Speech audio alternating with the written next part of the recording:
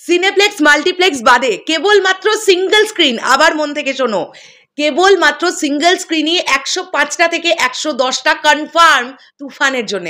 অর্থাৎ তুফানের গতিতে হল সংখ্যা সিঙ্গেল স্ক্রিন নিয়ে রিলিজ হতে চলেছে এইবারের কুরবানি ঈদে মেগাস্টার শাকিব খানের তুফান।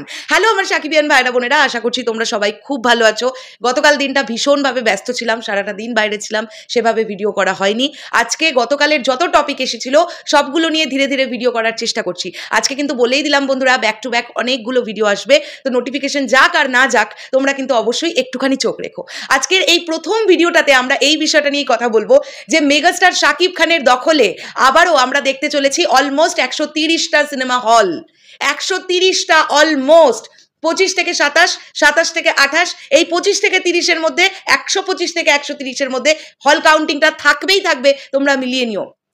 এত কিছুর পরেও 105টা সিঙ্গেল স্ক্রিন কেবলমাত্র কনফার্ম হয়েছে তুফানের জন্য।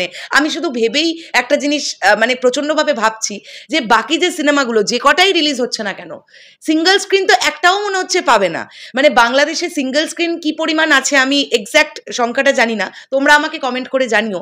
কিন্তু বলতে পারি আমরা ম্যাক্সিমাম সিঙ্গেল স্ক্রিনই তো তুফান পাবে মনে হচ্ছে। মানে যে পরিমাণ হল সংখ্যাটা দেখলাম মোটামুটি কনফার্ম করা হচ্ছে, মোটামুটি যে জানতে পারা যাচ্ছে 105 থেকে 110টা তো মোটামুটি কনফার্ম তুফানই পাচ্ছে।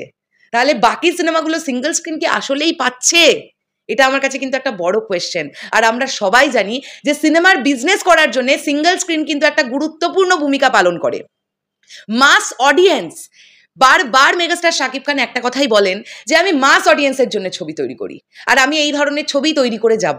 আর এই মাস অডিয়েন্স কিন্তু ম্যাক্সিমাম সিঙ্গেল স্ক্রিনে ছবি দেখতে ভালোবাসে, অবশ্যই ভালোবাসে, কারণ সিঙ্গেল স্ক্রিনের মজাটাই একটা আলাদা লেভেলের মজা হয়।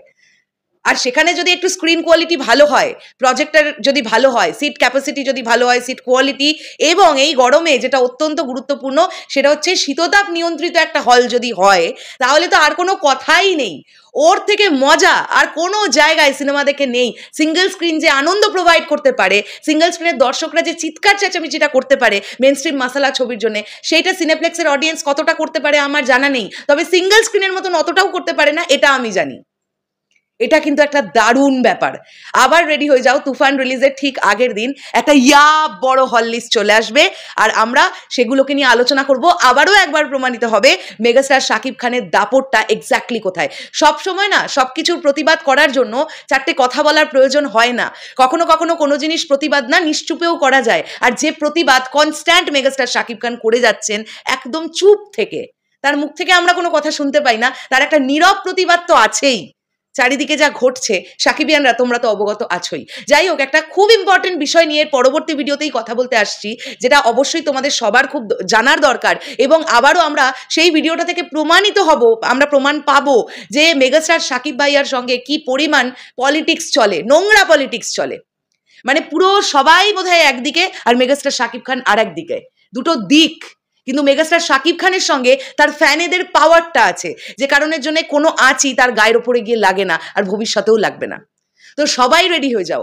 আশা করা যাচ্ছে তোমাদের বাড়ির সামনে, ঘরের সামনে যে সিনেমা হলগুলো, যে সিঙ্গেল স্ক্রিনগুলো বা মাল্টিপ্লেক্স, সিনেপ্লেক্স যেটাই বলি, সব জায়গাতে তুফানের রাজত্ব রমরমিয়ে চলবে, এটা আমরা আশা করতে পারি। কেননা এবছর কুরবানি ঈদে বহুল আলোচিত সিনেমার মধ্যে সব থেকে হাইয়েস্ট আলোচনা যে সিনেমাটা নিয়ে হচ্ছে সেটা কিন্তু মেগাস্টার শাকিব খানের তুফান। আর এটা নিয়ে যদি কেউ অস্বীকার করতে আসে, আমি তাহলে বলতে পারি তিনি একদম ডাহা মিথ্যে কথা বলছেন। শেষ করলাম ভিডিওটা, দেখা হচ্ছে আবার খুব শীঘ্রই নতুন কোনো ভিডিও নিয়ে। তাহলে এখনের জন্য টাটা।